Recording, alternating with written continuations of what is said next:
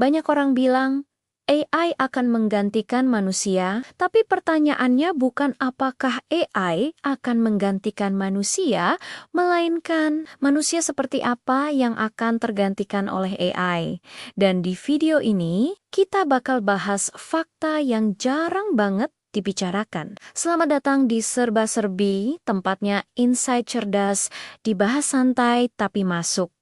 Yuk, kita mulai. Dalam beberapa tahun terakhir, AI berkembang sangat cepat. Kita sudah lihat AI bisa menulis artikel, menggambar lukisan digital, membuat musik, bahkan berbicara nyaris seperti manusia. Kemampuan ini jelas bikin banyak orang takut dan bertanya-tanya, apa pekerjaan kita bakal hilang? Apa manusia jadi tidak dibutuhkan lagi? Atau yang lebih ekstrem, apa dunia bakal dikuasai mesin? Kekhawatiran seperti ini sebenarnya wajar. Tapi, ini bukan pertama kalinya dalam sejarah.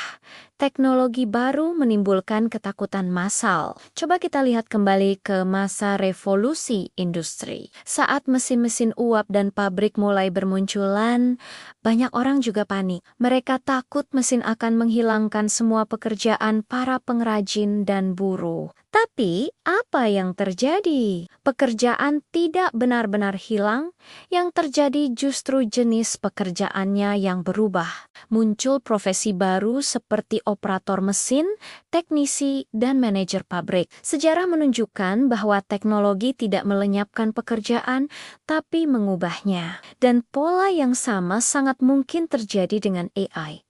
Oke, jadi pekerjaan apa yang benar-benar terancam? AI itu paling jago dalam satu hal, mengerjakan tugas-tugas yang sifatnya berulang, berbasis data, dan punya pola yang sangat jelas. Contohnya apa? Pekerjaan seperti data entry, di mana kita hanya menyalin data dari satu tempat ke tempat lain, atau customer service level dasar yang menjawab pertanyaan-pertanyaan umum yang itu-itu saja. Bahkan pekerjaan seperti editing sederhana atau terjemahan literal kata per kata bisa dengan mudah diambil alih oleh AI.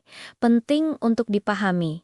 Ini bukan karena AI lebih pintar dari manusia. Sama sekali bukan. Ini karena tugas-tugas tadi tidak membutuhkan empati, intuisi, atau kreativitas yang mendalam. AI hanya mengeksekusi perintah berdasarkan pola yang sudah ia pelajari. Jadi, AI tidak benar-benar mengambil pekerjaan kita secara keseluruhan. Yang AI ambil adalah tugas-tugas spesifik yang membosankan dan repetitif di dalam pekerjaan itu. Ini justru bisa jadi kabar baik. Sekarang, mari kita bahas bagian yang paling penting. Hal apa yang tidak bisa digantikan oleh AI setidaknya belum dan akan sangat sulit untuk digantikan di masa depan. Ada 3 hal besar. Pertama, empati manusia. AI bisa dilatih untuk meniru kata-kata yang terdengar empatik. Misalnya, AI bisa bilang, "Saya mengerti perasaan Anda." Tapi, AI tidak benar-benar merasakan emosi itu. Ia tidak punya pengalaman patah hati. Tidak pernah merasakan kebahagiaan saat meraih sesuatu. Atau kesedihan saat kehilangan. Empati sejati lahir dari pengalaman hidup, dan itu adalah milik eksklusif manusia. Kedua, kreativitas yang berbasis pengalaman hidup. AI memang bisa menghasilkan gambar atau tulisan yang kreatif. Tapi, pada dasarnya, AI hanya mencampur adukan data-data lama yang sudah ada. Ia mengombinasikan gaya A dengan subjek B, manusia. Di sisi lain, menciptakan sesuatu yang benar-benar baru dari pengalaman nyata, dari obrolan di warung kopi, dari perjalanan yang tak terduga, dari perasaan yang muncul tiba-tiba. Kreativitas orisinal datang dari kehidupan, bukan dari kumpulan data. Dan yang ketiga, ini yang paling fundamental, nilai dan etika. AI tidak tahu mana yang benar atau salah secara moral. Ia hanya mengikuti perintah dan data yang diberikan kepadanya. AI tidak punya kompas moral. Manusialah yang menentukan batasan, yang membuat keputusan etis, dan yang bertanggung jawab atas dampak dari teknologi itu sendiri. Dan disinilah manusia akan selalu memegang kendali. Nah, dari semua pembahasan tadi, kita sampai pada fakta penting yang seringkali terlewatkan. Yang akan kalah dari AI itu bukan manusia, tapi manusia yang tidak mau belajar menggunakan AI lah yang akan tergantikan.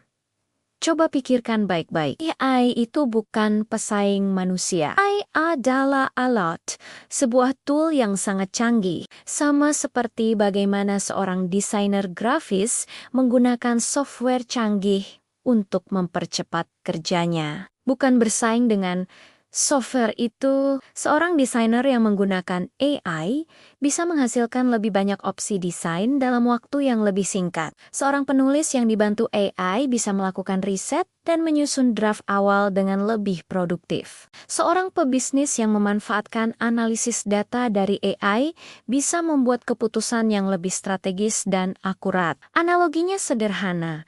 Apakah kalkulator membuat kita jadi bodoh dalam matematika? Tidak. Kalkulator hanya membantu kita menghitung lebih cepat, sehingga kita bisa fokus pada pemecahan masalah yang lebih kompleks. Begitu juga dengan AI. AI tidak akan membuat manusia menjadi tidak berguna. Justru sebaliknya.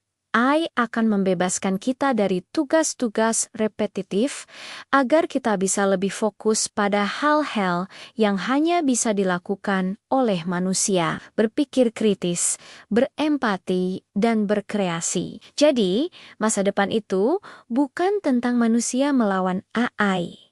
Lupakan narasi pertarungan itu. Masa depan adalah tentang siapa yang paling mahir bekerja berdampingan dengan AI.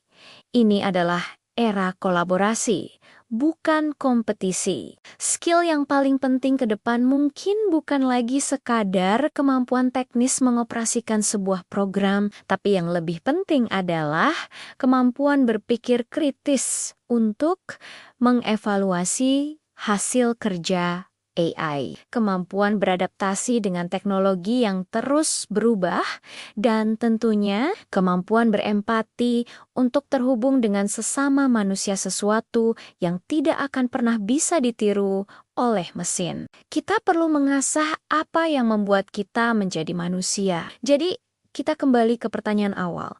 Apakah AI akan menggantikan manusia? Tidak.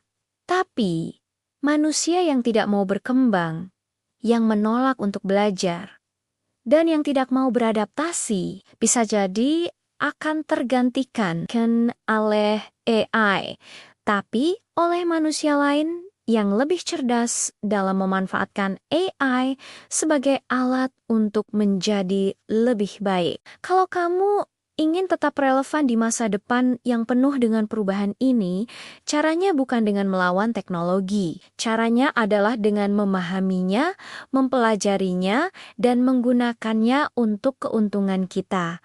Terima kasih sudah menonton. Subscribe channel Serba Serbi karena pengetahuan yang kamu dapat hari ini adalah keunggulanmu untuk hari esok. Sampai jumpa di video berikutnya.